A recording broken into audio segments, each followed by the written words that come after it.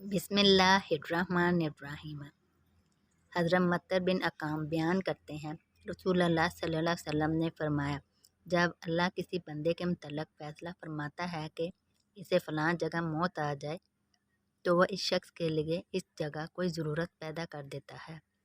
حضرت عائشہ رضی اللہ تعالیٰ عنہ بیان کرتی ہیں، رسول اللہ صلی اللہ علیہ وسلم نے فرمایا، 6 قسم کے لوگوں پر میں نے لعنت کی اور اللہ نے بھی ان پر لعنت کی، اور ہر نبی کی دعا قبول ہوتی ہے۔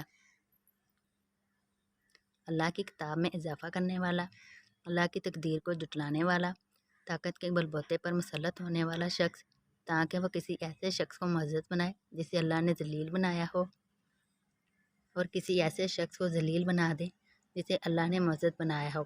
اللہ کے حرم کی بحرمتی کرنے والا، میری اولاد کی بحرمتی کرنے والا اور میری سنت کو ترک کرنے والا۔ حضرت عبداللہ بن مسعود رضی اللہ تعالیٰ عنہ بیان کرتے ہیں، کسی آدمی نے عرض کیا، اللہ کے رسول، اللہ کے نزدیک کون سا گناہ سب سے بڑا ہے؟ آپ صلی اللہ علیہ وسلم نے فرمایا، یہ کہ تم اللہ کا شریک بنائے حالانکہ اس نے تمہیں پیدا فرمایا۔ اس نے کہا، پھر کون سا؟ آپ صلی اللہ علیہ وسلم نے فرمایا، یہ کہ تو اس اندیشے کے پیش نظر اپنے بچے کو قتل کر دے کہ تمہارے ساتھ کھائے گا۔ اس نے عرض کیا، پھر کون سا؟ آپ صلی اللہ علیہ وسلم نے فرمایا، یہ کہ تو اپنے پڑوسی کی بیوی سے زنا کرے۔